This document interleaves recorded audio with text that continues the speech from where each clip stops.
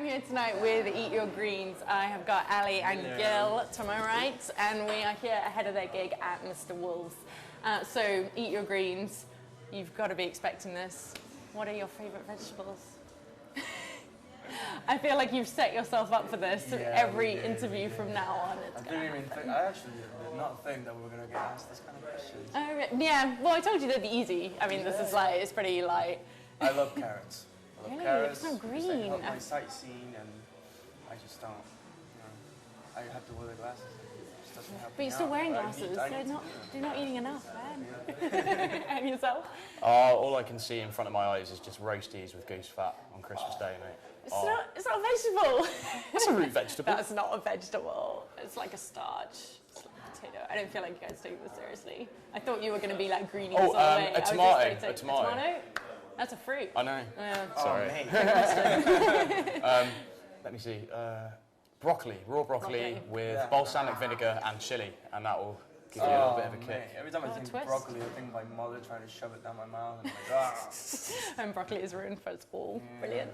And you guys refer to yourself as the Greens or the Greenies on the website. Is it the Greens? The Greens. Yeah. Every time I have to get all the band together, I just do it in the chat that we have, and I'm just like, Greens, assemble. There we go. But it confuses me because it's called Eat Your Greens, and then I'm like, do you want your fans to eat you, or like, you know? It depends on the fans, doesn't it? So. It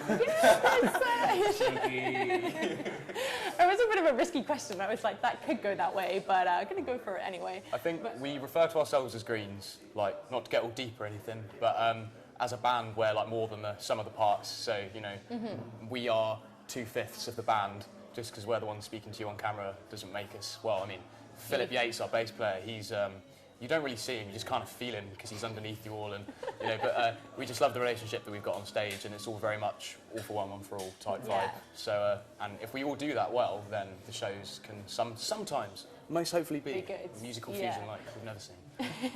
Well, I was thinking that with the way you've, I don't know who did the descriptions on the website, but it all seems like you're all super supportive of each other, and the way you described yourself very complimentary. So I was going to say, how did you guys meet? And it seems like you've got a 5-way bromance going on. So. Well, it's kind of a funny story, actually. We met, we wanted to start an alternative rock band. Okay. And that didn't happen. Yeah, it started going that way, but then out of nowhere, I think Ali Coull, our guitarist, he just came up with like 3 reggae songs, and we're like, but wait, we're rock bands, mate. Yeah. What are you doing? And then we just started mixing the two genres together. Yeah. Just started playing along, getting gigs, and it all worked. Yeah, sweet. So, like, how did you guys all meet in the first place? Well, I think I was on the bus and I was taking my shopping back, and this guy called Ali Coull came up to me and he said... Is he actually called Ali Coull? He's called Ali Coull. And we all go, Ali Coull. Ali Coull. But yeah, he hates that, so fans, please refrain. Yeah, so he came up to me on the bus and he said, I need a didgeridoo player because I'm looking to start a world indie alternative band. Wow. And I said, what? And I was in this other project at the time with this rascal over here, and he said, you know, have you got anything else going? And I said, oh, I don't really know. There might be a rehearsal that you can come along to. And he was like, right, I'm coming. And I was like, oh, okay then. And he came, and it was fate because he's a wicked vocalist, and it just kind of clicked off. I remember that because I remember Ali Coull was like singing into it, and then I just sort of stumbled in. He did. Like, just started singing the song. I'm like, yeah, you be the vocalist. Okay, how do you feel about this? You've got 2 Alis in the band, and one's Ali Coull, and the other one's just straight up Ali. He's Alistair, and I'm Alejandro. Oh, okay. So, I mean, I've always tried to make people call me Ale, which is actually my name. Proper way to do it. But I just gave up halfway because I'm like, it's not really happening. Ale. Yeah. I'm like, Ali. It's like, just surrender. So you're from Uruguay, is that right? And you're from Israel.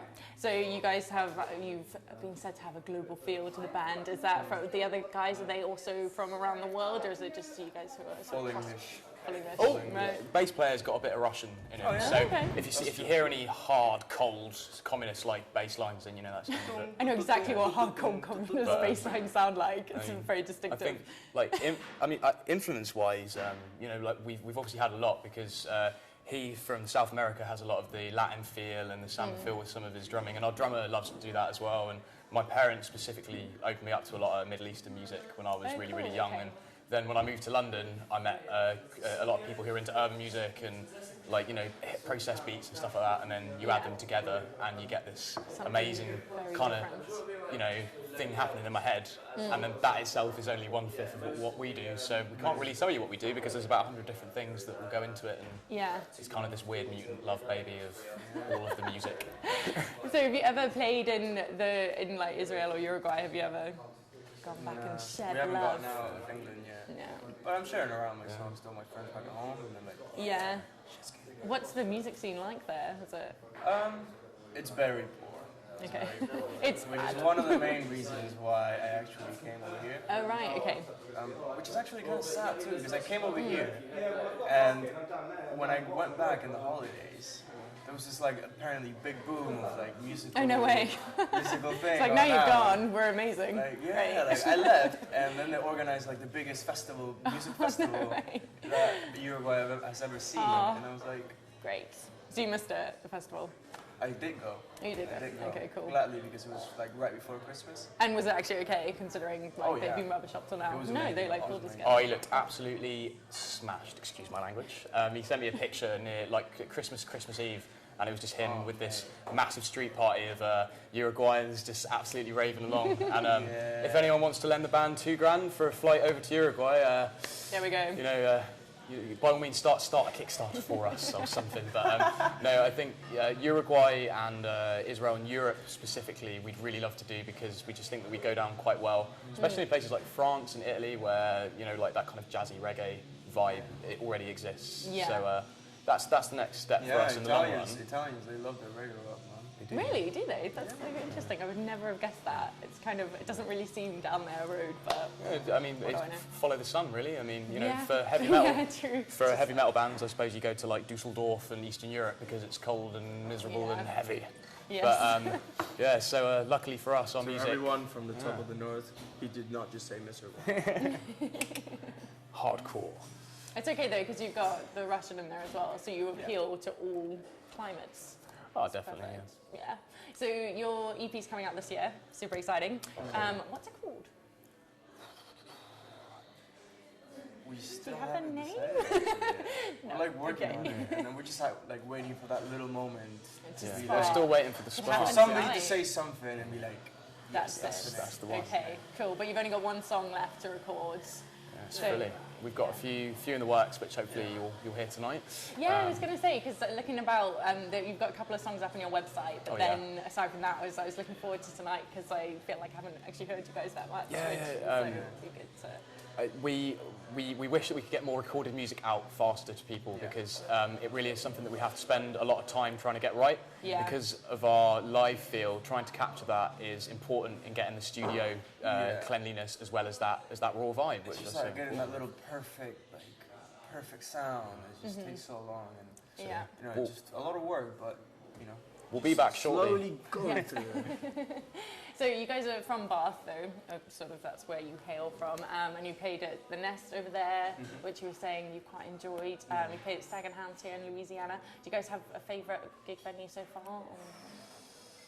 We like the Nest. We love the Nest. The Nest is our home. Yeah. We love it. We played an amazing gig, and I swear that the floor was going to crack down. Really? It's quite small, isn't it? I saw the people there, and it was just like... Wow. Definitely. All the heads going around. That's great though, because then you can fill it, and then like it feels really explosive because you've got people bouncing off each other. I think we are much more of a band suited for like smaller to medium-sized venues at the moment until we can get that state-of-the-art gear and all. But like packing out small rooms and getting the room jumping up and down it's so important for us that we do that because the minute that starts to kick in when we're playing live, then we feed off it and things just get a bit hectic and crazy and. I can't really remember much after that, but...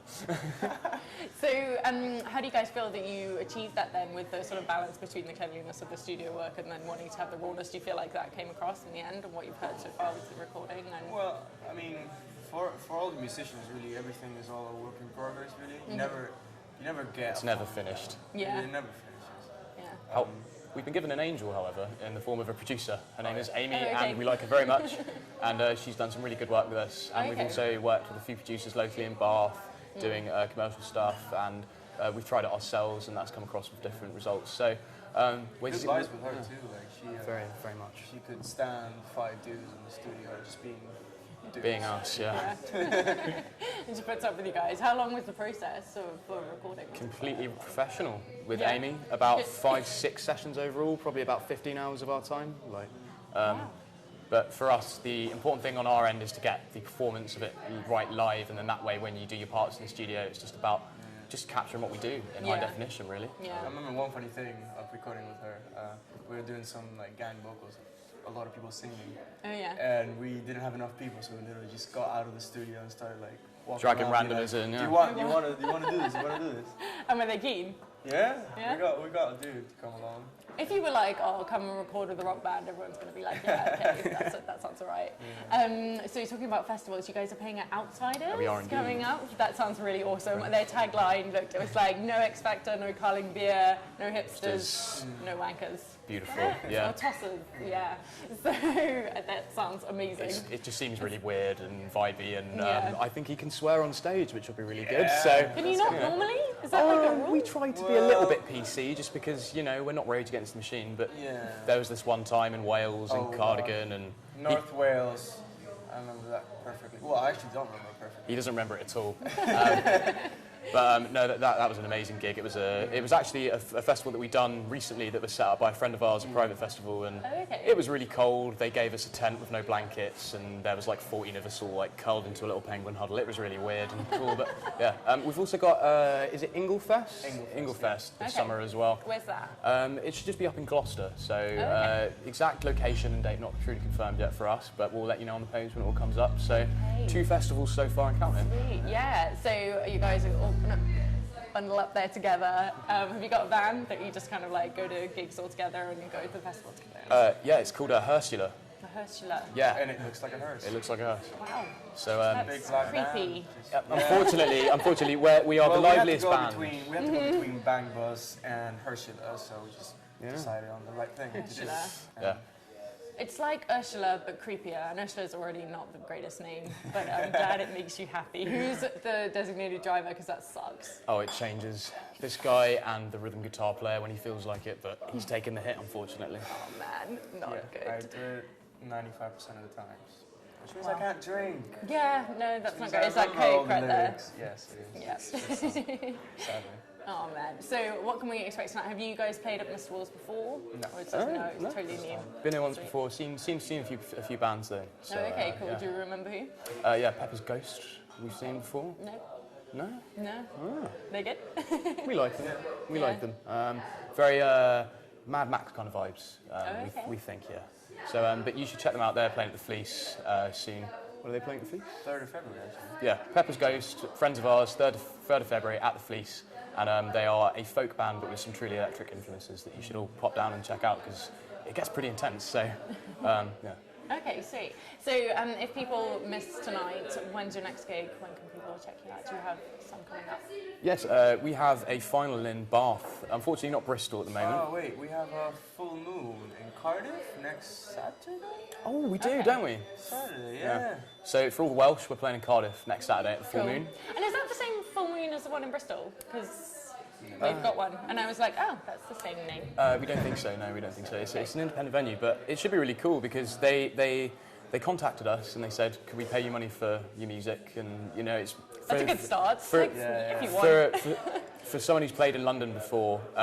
You know, one thing that's really great about the music scene in Bristol specifically is that there are venues who will pay bands money to listen to their music and listen to a live set. And you know, growing up in London and having promoters sell you tickets for God knows how much money, and you know, you basically having to pay to play a gig. Yeah. Coming from London and Dog Eat Dog World to Bristol, where there's just, you know, it's a little bit more insular, and you know, I just feel so much more positive Yeah, vibes not from only this Yeah. town. not only that, but we like Welsh people, man. We Yeah. played in Newport just yesterday, actually, and it was just amazing. It was like we could feel that there were really appreciating us having us there. Yeah. I mean, us being there for them. Yeah, it makes such a difference if it's flowing that way. It's like, I think a lot of venues here, even if they are struggling to pay their bands, to really make an effort and try, you know, Definitely. they like, and that's the right way around, definitely. Oh, but we've had a lot of fun in Wales, we've had a lot of fun in Bath, and we've had a lot of fun in Bristol, which you know, it's just really positive for us because we just get driven by these gigs that we're having, and they're such fun that, you know, sometimes we're going home in the car and, like, you know, I'll just be smiling so much because this is what we do. Like, you know, it's great. I love it, and I wouldn't change for worlds. So. Is this what you guys do full time as well, or I take it you all have stuff going on the side though to like keep you alive? As opposed to trying to keep us alive, we're actually students. Students. Student world. So, David Cameron, thank you very much. You've done one thing right, mate. Yeah, so that's given us this time to like really get together and work on things, and it is kind of now like, you know, this is the shot. We're giving it a go. That's awesome. That's good that you have the time to like do that as well. I saw on your Facebook page you've got that video from I'm going to say it wrong, but it's Dobia's Collective and the Pirates Bay music video. All about. There we go. Say it again. Dubiosa Collective. Cool. I'm not going to try, but yeah, that is the right way to say it. Western accent. Yeah. Eastern accent, sorry. But the video was all about, obviously like pirating music and stuff. How do you guys feel about that, especially with your EP coming out? Do you I would love for our music to be pirated. Pirate our music, like, please. Just do it, man. Please. Come. Like, yeah. I mean, we just want to get to people. We just want to get it out. We want you guys to hear our music. We want you to come to our live shows because it's just what we think the most important part of our aspect is. But maybe sometime in the future you might receive a CD through your letterbox. You know. Oh yeah, you've got this great. Tell us about the scheme. It's a secret scheme. It's a secret scheme. But when our new single is released, there might be a few people in the town of Bath waking up. Well, a few. Hopefully, as many as we can waking up with a CD in their letterboxes. So, if you are one of these lucky people who receives a CD, we are either really sorry or really grateful that you've accepted it. I'm sure they'll be grateful, definitely. So that's our secret master plan and all the jams. But I know it's like really not secret. Yeah, you're welcome. Cool. Okay, so thank you so much for having a chat with us, and have a good gig tonight. I'm sure it'll be awesome. Nice. Thank you very much. Thank you.